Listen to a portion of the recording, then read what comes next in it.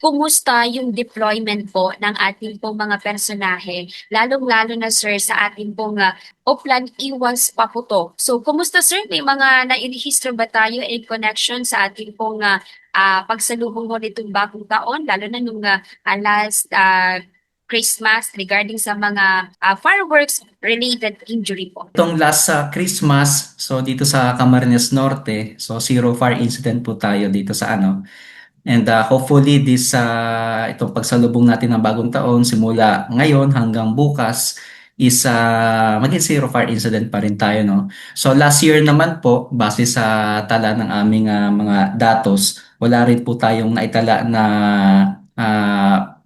related sa sa fireworks na mga sunog dito sa Camarines Norte, no. So sana masustain po natin 'yan.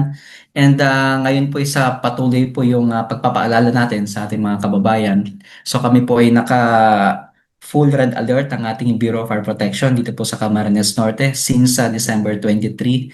And then continuous po yung ating pagbibigay ng impormasyon sa ating mga kababayan dito sa Camarines Norte para po makaiwas ng sunog and other emergencies na pwede mangyari sa pagsalubong natin sa bagong taon.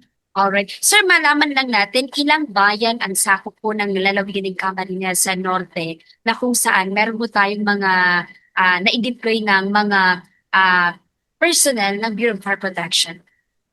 Opo. So sa lahat po ng munisipyo dito sa Camarines Norte, meron po tayo 12. So lahat naman po nito isa meron pong activated na fire station. So meron po tayong mga personnel at saka fire truck na nakadeploy sa lahat po ng mga munisipyo dito po sa probinsya ng Camarines Norte. And dito po sa mga malalaking bayan na kung saan meron pong mga retailers na mga paputok, no? So meron po tayong deployment na fire truck. Naka-standby na po yung mga fire trucks natin dyan with personnel para just in case na magkaroon po ng sunog dyan sa area na yan is immediately makakapag-responde yung ating mga personnel. Mas ini-encourage magkaroon po ng fireworks display sa mga community. So may mga itinalaga po ba dyan po sa lalawigan ng Camarines Norte ang kanya-kanya pong bayan? Meron po sila mga identified na community fireworks display area. And then ito po yung mga iikutan mamaya ng ating mga personnel ng Bureau of Fire Protection. So ito ay na-inspection na. And then mamaya nga po mag-iikot yung ating mga personahe kasama po yung kanilang mga fire truck para ma-check yung safety ng ating mga kababayan sa pagsalubong ng bagong taon. Sir, ano yung nakikita natin yung nagiging rason kung bakit ganito po, kumbaga maganda yung news na ganito po yung ating pong record sa inyo na kumbaga ah, maganda yung nagiging pagsalubong mo ng bagong taon na wala akong mga nai-release na ganitong uri ng incident po ng mga paputok o sunog po. Oo.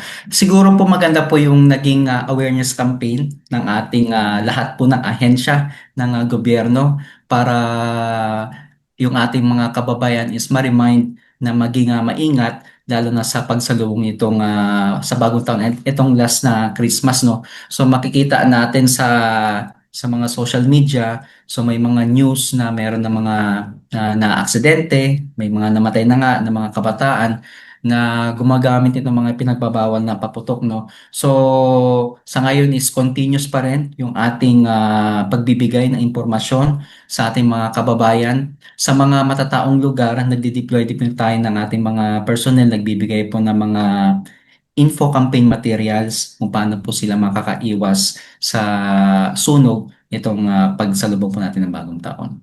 Alright. Sir, maliban dyan sa ating pong mga tindahan, ng mga paputok, meron po ba tayong i-deploy? Kasi when it comes sa mga simbahan, katuwag din po ba kayo ng PNP mamaya po? Yes po.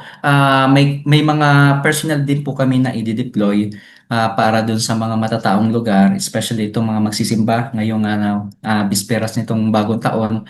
And sa mga nagtitinda po ng paputok, so yung ating mga fire city inspectors is chine-check po yan kung lahat ng ating mga establishments is merong fire city inspection certificate, no. So hindi sila sila pwedeng makapagtinda kung wala silang itong mga kaukulang permit nito from the PNP and of course from the Bureau of Fire Protection, itong FSIC, no?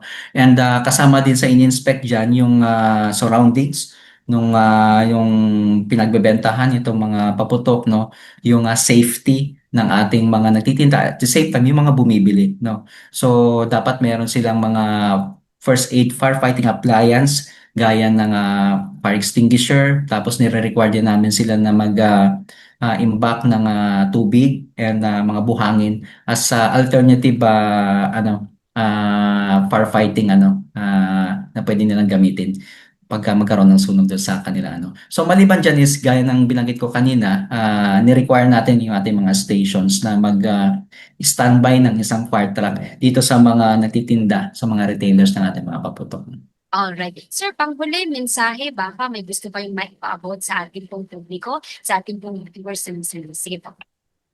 Opo, so muli po isang magandang araw po sa ating lahat, sa ating mga kababayan dito po sa Camarines Norte, no? Ang Bureau of Fire Protection po ay muli pong nagpapaalala sa inyo na atin pong paghandaan at tiyaking ligtas ang ating pagsalubong ngayong bagong taon. So wag po natin kalimutang isaalang-alang ang kaligtasan natin at ng ating mga mahal sa buhay, no? So ito po is ilan lang sa mga safety tips na pwede naming iwan sa inyo para maging safe yung pagsulubong natin ng bagong taon, no? So mahigpit pong pinagbabawal ng ating pamahalaan ang paggamit ng mga paputok sa bisa po ng Executive Order 28. So maliban lamang sa mga lugar na itinaga bilang community fireworks display areas, no? So gumamit na lamang po tayo ng mga torotot at iba pang mga bagay na gumagawa ng ingay. Tapos magtanong po tayo sa ating mga barangay kung saan po yung areas na kung saan po tayo pwedeng magpaputok. Ito nga pong mga community fireworks display areas, no? And mahigpit din po ipinagbabawal ng Bureau of Fire Protection yung pagsusunog po ng mga gulong, no? So maliban po sa nakakasama ito sa ating kalikasan is maaari po ding pagmulan ng sunog, no? At mahigpit na nagpapaalala po ang Bureau of Fire Protection sa pinsalang maaring idulot ng mga paputok at pailaw, lalong-lalo ng madalas itong maging sanhi ng sunog na tumutupok sa buong pamayanan, no? At pagka meron pong emergency, lalo na po ang sunog, so iiwan ko na lang po yung aming emergency hotline dito po sa Office of the Provincial Fire Marshal ng Camarines Norte. Ito po ang number 0908-881-2003. At maaari po kayong tumawag sa hotline na 911. Ito nga din pong unified 911 natin na pwede silang tumawag kung anumang emergency, kung merong sunog, or mga medical cases na pwede nga mangyari sa inyong lugar. So pwede rin po kayong tumawag sa 911 hotline.